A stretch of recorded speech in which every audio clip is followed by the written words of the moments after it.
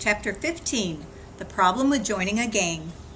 The first problem with joining a gang is that the pressure starts right away. "I dare you to stick your tongue out at the bus driver," ordered Pinky. The gang followed us off the bus. I stood in my driveway. I stuck out my tongue at the bus driver. She didn't look too pleased, but Pinky did. "I dare you to yell a bad word at the bus," ordered Pinky as the bus pulled away. "Now!"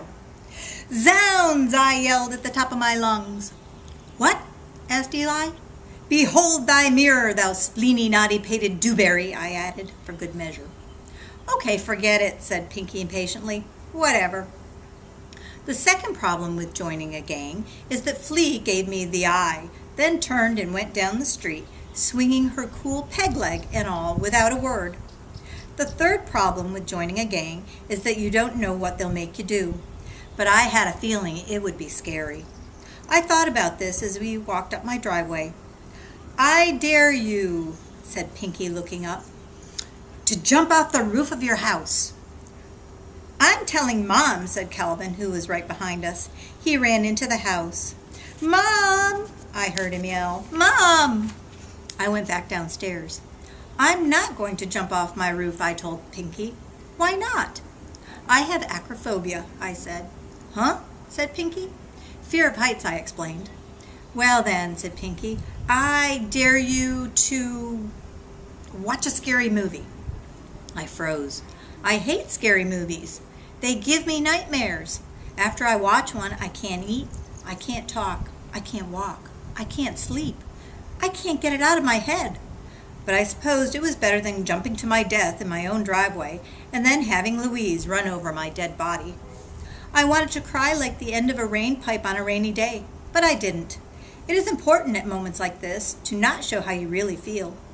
It is like marching to the doctor's office for a vaccination. Even though the shot could kill you, you still have to look like you don't know it. So I began to march.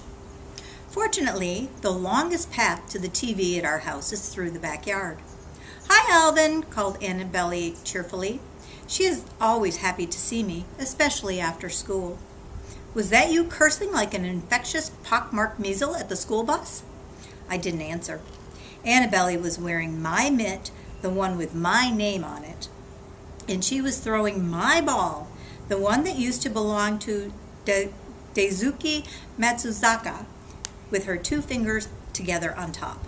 She snapped the ball to Gung Gung's glove. Pfft! It was a fastball, all right, but it really wasn't that fast. She was just pretending it was fast. But the sound of Annabelle's fastball smacking into the mitt is a little scary. It stopped the gang dead in their tracks. "You want to throw, Alvin?" asked Annabelle. "I'll catch." "No thanks," I lied. "I've got something better to do." "Like what?" "Like prove his bravery," said Pinky, "so that he can play with us at school." Annabelle narrowed her eyes. She put out her hokey-pokey foot and made a face that said they were going to have to deal with her first. "Annabelle," said Gung Gung, "if Alvin would rather not play catch, it's okay." My Gung Gung loves baseball.